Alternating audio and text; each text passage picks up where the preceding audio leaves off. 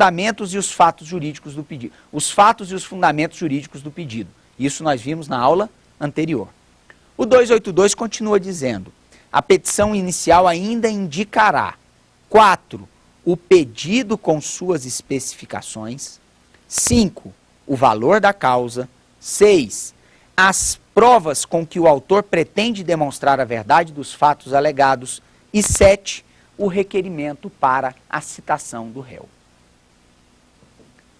Essa parte que eu acabei de ler, ela deverá estar inserida, obrigatoriamente, nessa parte final, na parte dos pedidos. Aliás, eu estou aqui a falar de pedidos e requerimentos. Aliás, recomendo que o próprio título da sua parte final da petição inicial seja esse: dos pedidos e requerimentos finais. E por que isso? Porque há doutrina bastante autorizada que traça diferenças em processo civil entre aquilo que é pedido e aquilo que é requerimento. Requerimento são atos de postulação ligados a providências de natureza processual. Pedido, a seu turno, já está ligado, a postulação já está ligada ao próprio mérito daquela demanda.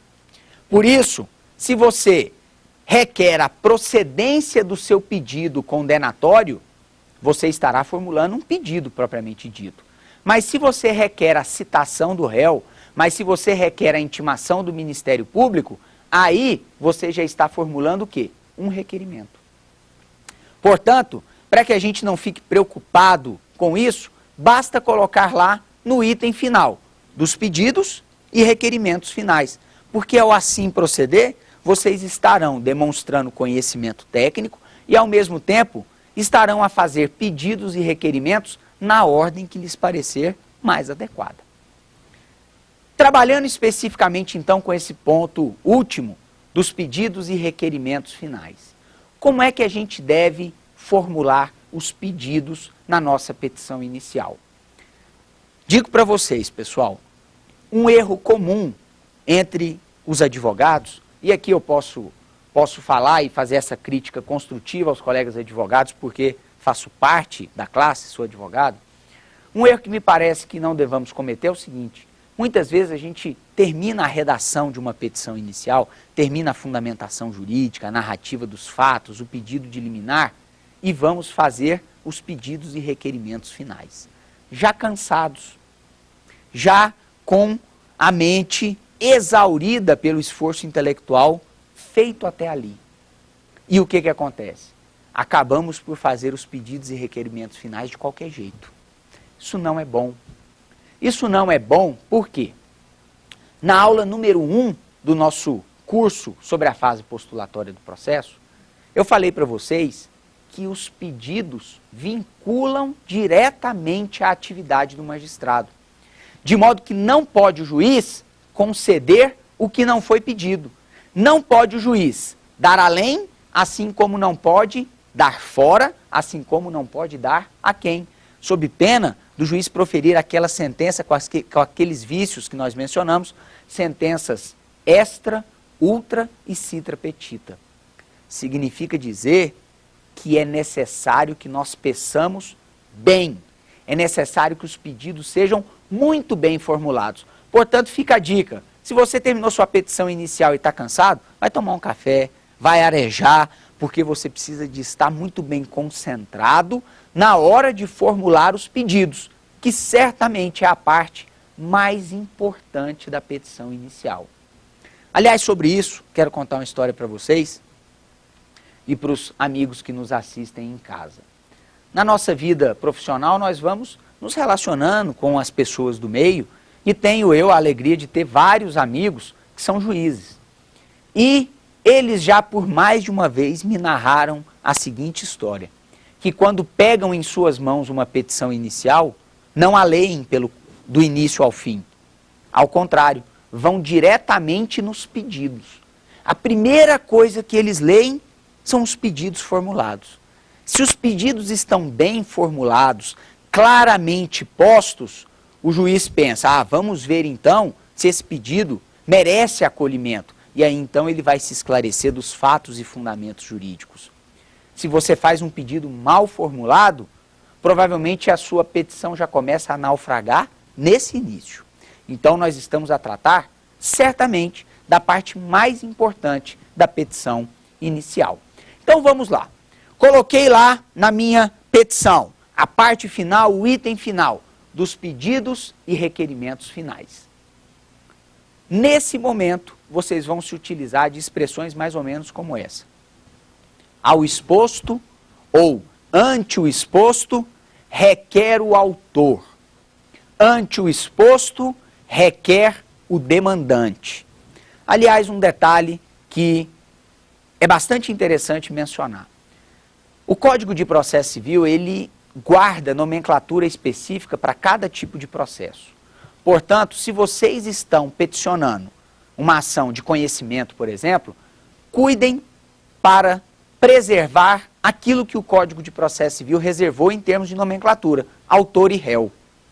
Se é um processo de execução lá do outro, aí vocês podem se utilizar das expressões exequente e executado. Já se tratar de processo cautelar, requerente e requerido. Prestaram atenção nisso, pessoal? Isso é uma parte importante. Existe na prática uma confusão muito grande com essa nomenclatura. Não que isso vá macular a sua petição inicial de modo a torná-la inepta, tema que a gente daqui a pouco trata, mas não deixa de ser um erro técnico. Portanto, retomando, ações de conhecimento, autor e réu. Ações de execução, exequente e executado. E ações cautelares, requerente e requerido. Para qualquer uma delas, indistintamente, nós podemos utilizar as expressões demandante e demandado. Pois bem, então ao exposto, retomando, ao exposto, requer o autor. E aí vem a grande questão.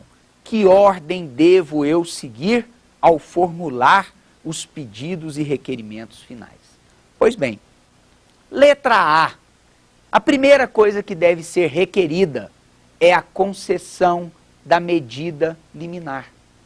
Notem, se nós pensarmos no processo do início ao fim, após a propositura da petição inicial aqui e a conclusão dos autos ao juiz, a primeira coisa que o juiz vai analisar é se a liminar que foi requerida merece ou não ser deferida. Então, lá nos nossos pedidos e requerimentos finais, nós vamos obedecer a essa lógica, a essa ordem. A primeira coisa a ser requerida, portanto, é a concessão da liminar. Pois bem, um detalhe sobre esse requerimento. Vocês devem deixar muito claro na petição inicial, e especificamente nesse requerimento, a finalidade daquela liminar. Eu já vi várias petições iniciais em que a parte autora se limita a dizer assim: ao exposto vem requerer a liminar, pois que estão presentes os requisitos para tanto. Ora, não, devemos ir além, devemos especificar a concessão da liminar para assegurar a vaga no concurso público, a concessão da liminar para retirar o nome do autor do SPC e do Serasa. Ou seja, é indispensável que vocês declinem, exponham de maneira muito clara a finalidade daquela pretensão liminar que vocês manifestaram. Deixem bastante claro, porque o juiz não vai adivinhar e, aliás, não é dado ao juiz adivinhar o objetivo da sua tutela de urgência. Portanto, essa a primeira ou o primeiro requerimento a ser formulado já na parte final da petição inicial. Segundo requerimento, vamos dizer que a liminar tenha sido a letra A. Segundo requerimento, letra B. O próximo ato processual, a citação do réu. Então, o segundo requerimento que deve ser feito é o requerimento de citação do réu. E aqui eu aproveito para deixar clara uma situação. Em processo civil, em regra, a citação é feita pelo correio. Portanto, se vocês, na sua petição inicial, não falarem nada sobre o modo de citação, cairá na regra geral. E a regra geral é justamente a citação pelo correio. Portanto, se vocês pretenderem